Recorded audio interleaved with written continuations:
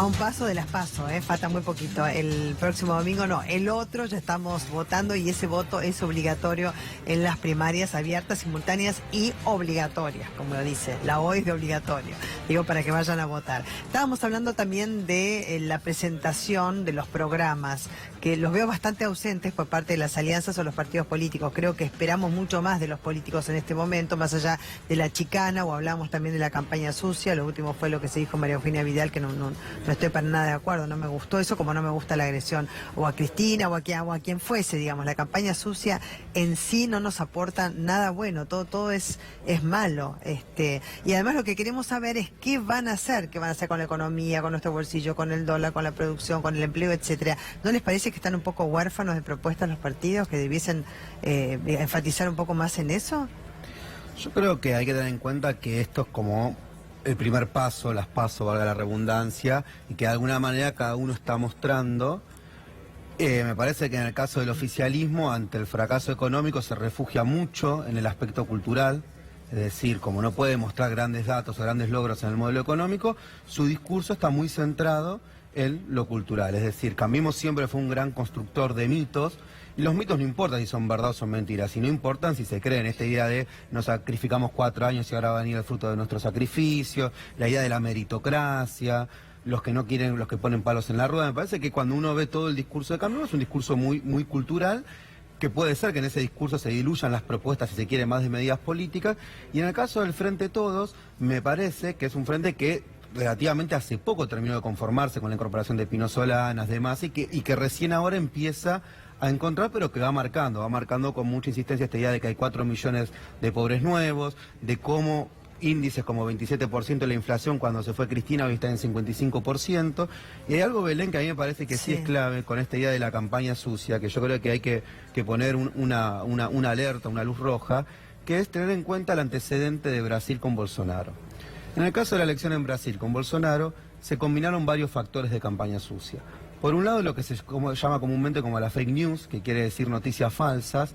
Por otro lado, lo que se denomina el lawfare, que es guerra jurídica, es decir, Lula fue uno de los candidatos que estuvo proscrito, es el uso indebido de la justicia, es este fenómeno de politización de la justicia y judicialización de la política, y con el uso a gran escala de lo que se llama los algoritmos, la Big Data, ¿no? Entonces esta idea de que se segmentaban los públicos, por ejemplo, quien había acuchillado a Bolsonaro decían que era afiliado del PT y era mentira, y hay algunos indicios. Cambiemos está apostando fuerte al voto religioso. Por ejemplo, hace poco en la comunidad judía mandaban mensajes asociando a Cristina Kirchner con Hitler, ¿no? Entonces me parece que este uso indebido de las redes sociales, donde además de violar la privacidad en términos legales, lo que me parece que hay algo que es más peligroso que violar esa privacidad, que es esta idea que es lo que comúnmente llamamos como la posverdad. ¿Qué significa la posverdad? La posverdad se quiere decir cuando ya no existen verdad y mentiras.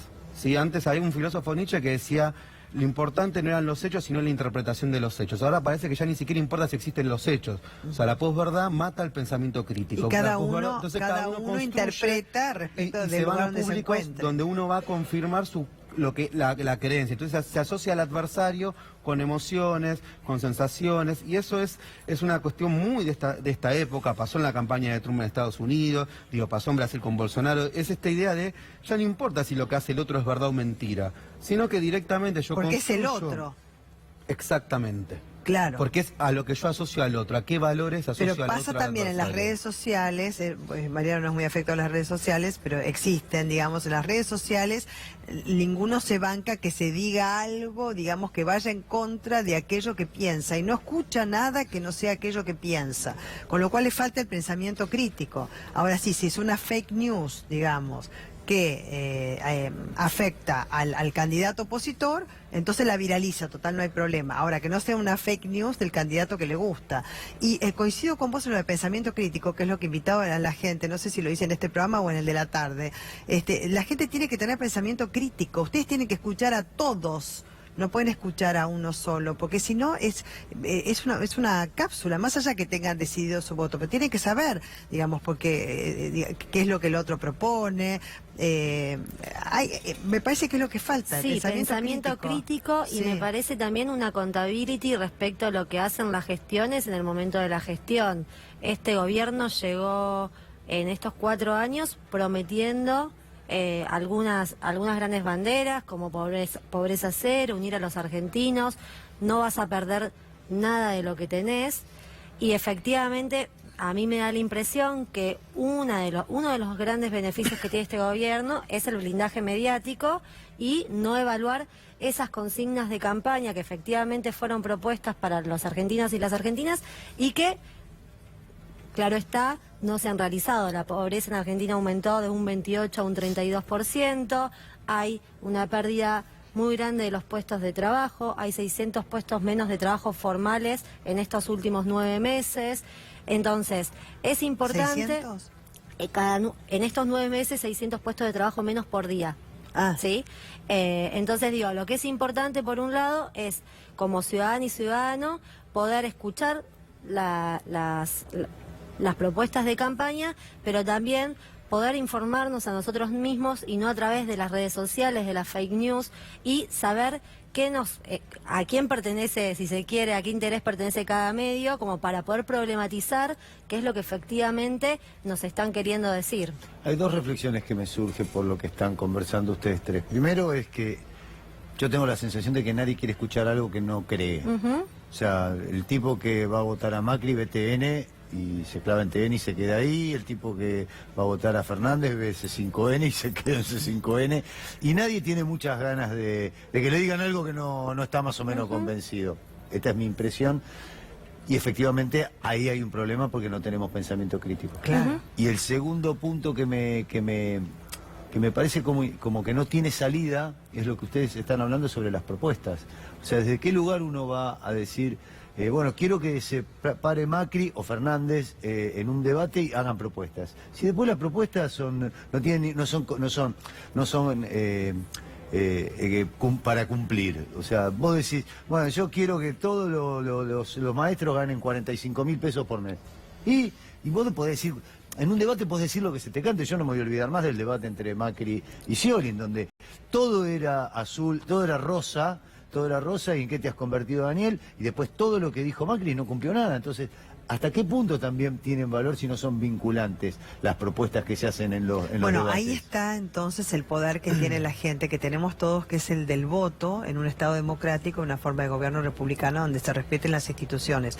El ciudadano debe saber que tiene muchísimo poder. Nosotros, cada uno de nosotros tiene mucho poder. Por eso también invito a la reflexión al pensamiento crítico y que miren TN, C5N, que miren todos los canales, escuchen a todos los candidatos. Sí. Perdón, ¿no? Digo, de las dos reflexiones que dice Mariano. De la primera, yo creo que es importante tener en cuenta que hay un 15-20% que comúnmente le decimos los indecisos, las indecisas. ¿Cuánto es ahora? Que antes era un 30. Ahora chica, ¿no? Ahora Claro, están en un 15-20. y ahí empezás a temblar. Bueno, por eso la hiperpolarización. Pero ahí, digo, ese 15 o 20, que cada vez es más 15 y menos 20, y va a ser cada vez más 10 y así sucesivamente, me parece que es un votante muy ecléctico, que define su voto en las últimas 2-3 semanas y que hay algo a tener en cuenta. Cuando vos analizás en el 2015 balotaje entre Scioli y Macri, la diferencia fue de 650.000 votos, en términos cuantitativos. Sí. Ahora, cuando vos querés analizar cualitativamente cuáles son esos votos, gran parte está en los sectores de clase media-baja, en la ciudad de Buenos Aires, de Córdoba y del conurbano, que no vienen de una tradición, que por ejemplo muchos habían votado en el 2011 a Cristina. Entonces un voto que no es un voto duro ideológico, no es ahí cautivo. me parece cautivo, ¿no? Que dice, bueno, voy a votar un poco a Macri, pase lo que pase, me muestren las fake news que me muestren, o al revés con el frente de todo. Me parece que, y aparte es el voto que define en un punto, que desbalancea. Bueno, ahí tenés esto. Entonces, ahí creo que ahí tenés el bolsillo. Ahí aparece el bolsillo, aparece la cuestión económica, aparece también es esa persona que ascendió un poco socialmente, pero ve que con Macri empeoró su calidad de vida, pero a su vez las variables de reproduce un discurso cultural de una élite. Ahí es lo que ustedes decían, las variables que hay para decidir el voto, lo aspiracional. Entonces, si vos me decís, vota porque tiene la heladera vacía, vota por la mascota, no sé, en la ciudad de Buenos Aires el 67% tiene, por dar un ejemplo, ¿no?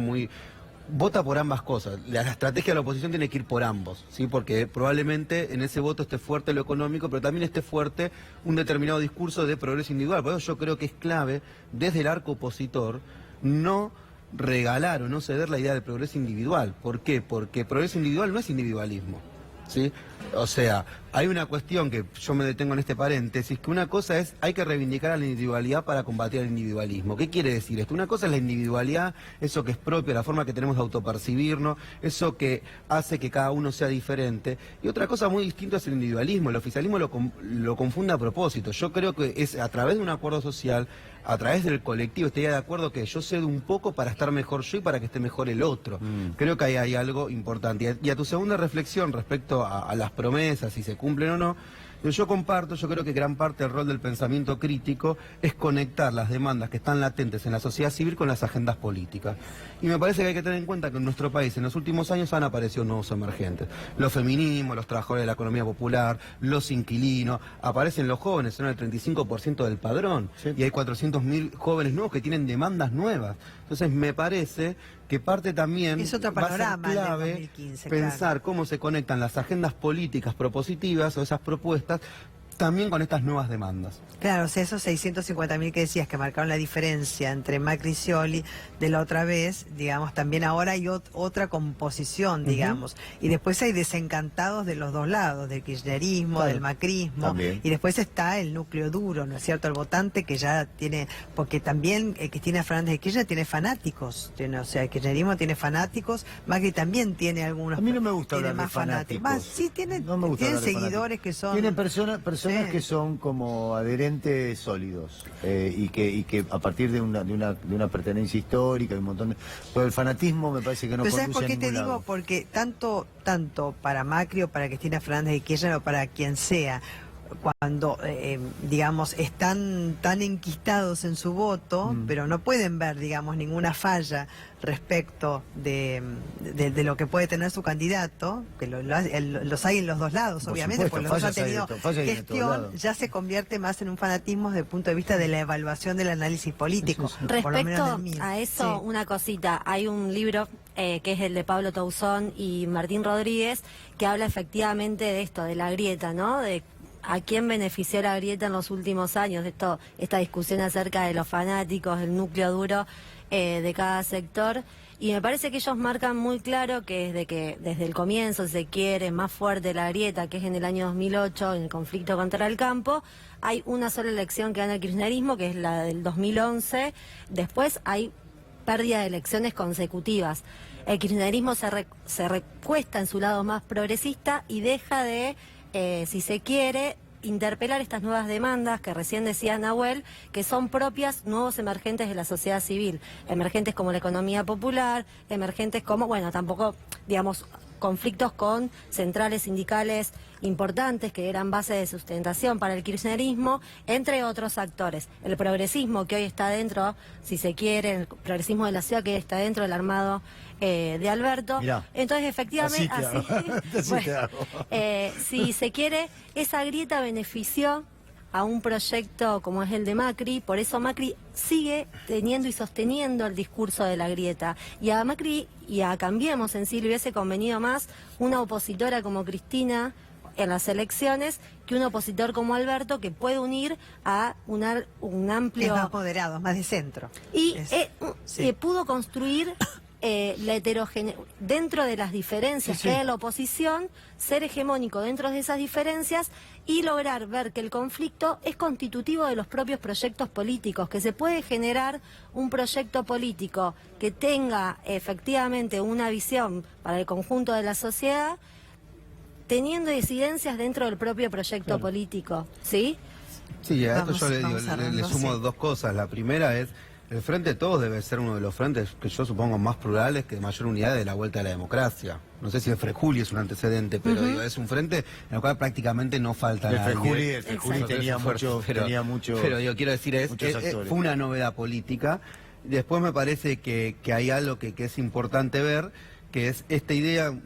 Nosotros formamos parte también de un colectivo de intelectuales que se llama Agenda Argentina, y hace poco hacíamos un foro llamado Hablemos de Ideas. Justamente hablemos de ideas porque cuando uno habla de personas, despolitiza.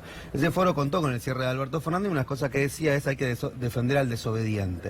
Es decir, no se le puede exigir al pensamiento crítico que obedezca, por el contrario, es dentro de esas desobediencias, dentro de esta heterogeneidad. Nosotros vamos a una etapa, si hay una ventaja que tiene la oposición, es que probablemente signo de esta época sea la heterogeneidad. Si la oposición logra no construir la mayoría popular en mayúsculas, sino transformar minorías que están dispersas en nuevas mayorías diversas con ese, es decir, donde cada uno pueda sentirse parte del colectivo, pero también pueda sentir que el deseo tiene un lugar en la política, que aquello que es íntimo es también político, me parece que probablemente esté en una muy buena condición para una disputa económica, pero sobre todo cultural. Muchísimas gracias a los dos. Gracias. Un placer. Paula Avellaneda, un choque tremendo allí en Callao y Lavalle, ¿no es cierto? Un auto particular contra un colectivo y una mujer muy herida, la acompañante.